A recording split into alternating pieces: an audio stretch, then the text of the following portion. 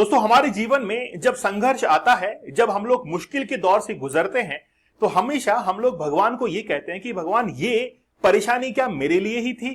क्या इस परेशानी को आपने मेरे लिए ही बचा कर रखा था? और ये क्या दुखों का पहाड़ मेरे ऊपर ही टूटना था? लेकिन बात यह है कि जिस व्यक्ति ने संघर्ष से अगर पार पा ली है, वो जीवन के अंदर सफल होता है। हम लोग हमेशा ये सोचते हैं कि यार, ये काम हो सकता है कि मुझसे ना हो पाएगा, या हम लोग उसको जल्द ही जो है वो क्विट कर देते हैं कि यार अब हमारी बस की बात नहीं है। लेकिन बात यह है कि हनुमान जी ने जिस तरीके से अपने संघर्ष के जीवन के अंदर अपने ईश्वर को याद रखा और अपने जन्मदाता को याद रखा और उससे वो पार पा गए।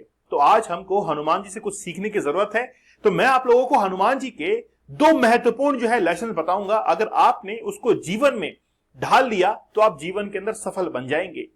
हनुमान जी ने जिस तरीके से लंका में प्रवेश किया और जिस तरीके से लंका में आग लगाई और भगवान श्री राम को एक उपहार दिया सीता के रूप में, तो वो आज पूरा प्रसंग जो है मैं आप लोगों के सामने रखता हूं। हम लोग इस प्रसंग से कुछ सीखने की, समझने की कोशिश करते हैं। हनुमान जी वैसे तो बहुत शक्तिशाली हैं, पवन पुत्र हनुमान इनको कहा जाता है।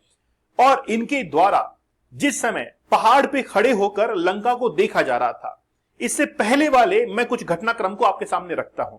रावण जो कि साधु के वेश में आया था, वो सीता का हरण करके लंका के अंदर लेकर जाता है और लंका में ले जाकर वाटिका में माता सीता को रखता है। अब वहां पर रावण ये चाहता था कि सीता खुद ब खुद जो है वो रावण के प्रति आकर्षित हो, लेकिन सीता जो है वो राम के प्रति अपने प्रेम को व्यक्त करती थी। रावण को ये पसंद नहीं था, लेकिन रावण जो था वो उस चीज को लेकर कहीं पर भी बल जो है वो प्रयोग नहीं करना चाहता था, इसीलिए वाटिका के अंदर माता सीता को रखा गया। अब बात यह है कि हनुमान जो कि श्री राम का बहुत बड़ा भक्त है, हनुमान को यह लगने लगा कि आखिरकार मैं श्री राम की परेशानियों को दूर कैसे कर सकता हूं। तो वो हनुमान जो है वो एक पहाड़ पर खड़ा होकर ये सोचता है कि आखिरकार मैं क्या कर सकता हूं श्री राम के लिए। तो हनुमान जी जब पहाड़ पे खड़े होकर देखते हैं लंका का दृश्य, तो दो दृश्य नजर आते हैं। एक तरफ तो भव्य दृश्य है जहां पर महल नजर आ रहे हैं, सोने की लंका नजर आ रही है, रथ नजर आ रहे हैं, लेकिन दूसरी तरफ वहीं पर ही राक्षस जो कि लंका की पहरेदारी कर रहे हैं। तो दोनों दृश्य जो है वो हनुमान देखता है और ये सोचता है कि आखिरकार मैं सीता माता को वापस कैसे ला सकता हूं, या फिर अपना संदेश जो है सीता माता तक कैसे पहुंचा सकता हूं।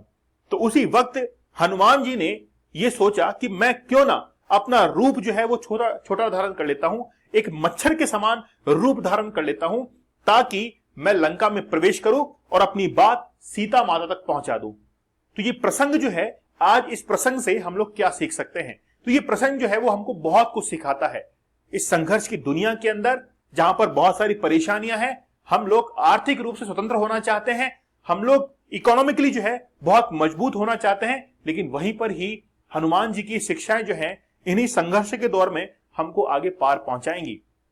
तो चलिए कुछ लेसन जो है वो हम लोग सीखते हैं हनुमान जी से। और पहला लेसन यही है कि जब भी कठिन समय होता है तो कठिन परिस्थितियों में धैर्य और रणनीति का सहारा ले। तो धैर्य की बात क्या है?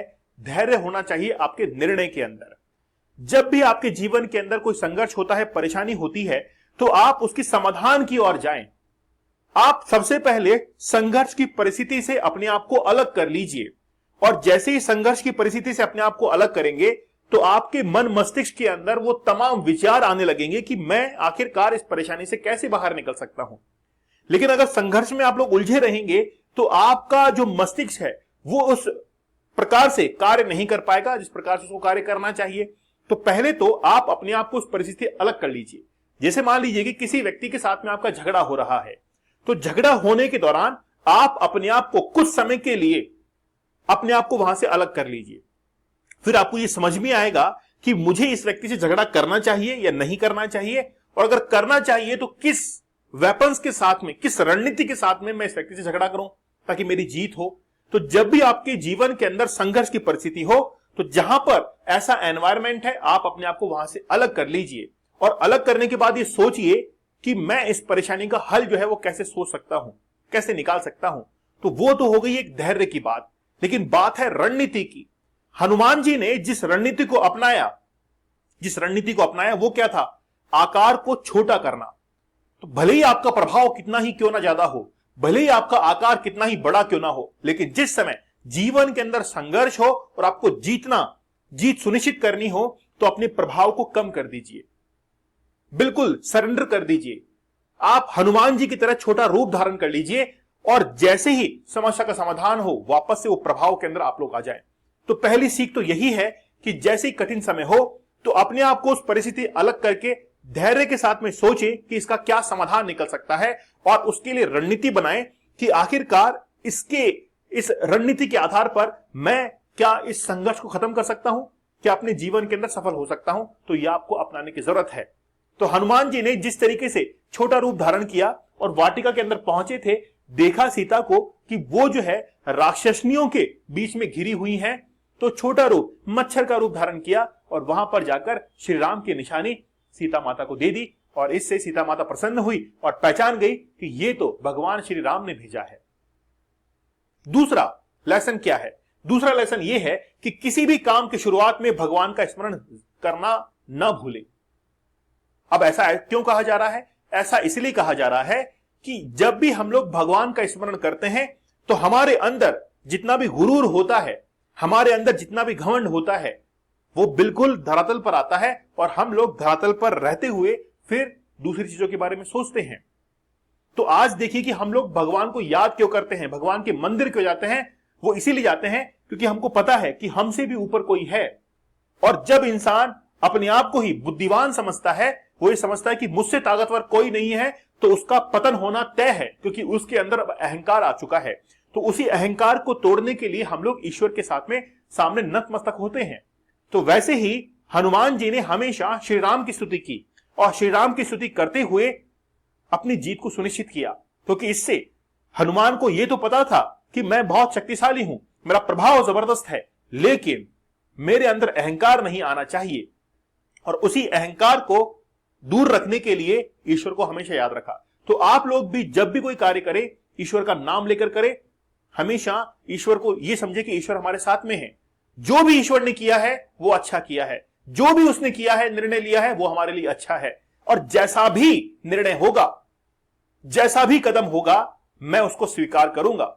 तो आप ये मानिए कि वो केवल और केवल ईश्वर का आदेश है। केवल आप ये सोचिए कि उसके इस संघर्ष से, जो दिया गया संघर्ष है, इससे मैं कैसे पार पा सकता हूं। याद रखिए कि जब आप संघर्ष से बाहर निकलते हैं, संघर्ष से, रणनीति से बाहर निकलते हैं, तो आपके जीवन में बहुत बेहतरीन परिवर्तन जो है आते हैं। इसीलिए जब भी कोई परेशान व्यक्ति होता है तो वो हमेशा ईश्वर को तो याद करता ही है, लेकिन जब आप सुख में रहें तब भी ईश्वर को जरूर याद कीजिए, ईश्वर का स्मरण कीजिए। जब भी कोई काम शुरू करते हैं उस समय आपको ये 2 लेसन हमेशा याद रखने हैं जो हनुमान जी ने हमको बताए हैं। और हनुमान जी की ये लेसन आपको जिंदगी के अंदर बहुत आगे पहुंचाएंगे। आप लोगों का क्या विचार है, मुझे आप लोग कमेंट सेक्शन के अंदर जरूर बताइएगा। और साथ ही के अंदर आप जिस भी ईश्वर की आराधना करते हैं उस ईश्वर के साथ में जुड़ जाइए, उसकी आराधना कीजिए, चाहे फिर वो भगवान श्री राम हो या फिर श्री कृष्ण हो या फिर भगवान शिव हो। जो भी आपको आराधना करनी है वो आप आराधना कीजिए, लेकिन ईश्वर को हमेशा याद रखिए। अहंकार आपके पास में नहीं आएगा। संघर्ष आ रहा है तो आपको निखारने के लिए आएगा और आप एक रणनीति बनाकर उससे बाहर निकल जाएंगे, जिस प्रकार से हनुमान जी ने रणनीति बनाई थी। अगर वाकई में आपको ये कंटेंट पसंद आया है, ये सीख अच्छी लगी हो, तो चैनल को जरूर सब्सक्राइब कीजिएगा और चैनल को आगे बढ़ाइएगा। इन दोनों लेसन्स को आप किसी कागज पर लिखकर दीवार पे चिपका दीजिएगा, ताकि हमेशा ये लेसन जो है वो आपको याद रहे। चलिए मिलते हैं अगले लेसन्स के साथ में, और रीवायर को सब्सक्राइब करना ना भूलिए। तब तक धन्यवाद। Thank you. जय हिंद।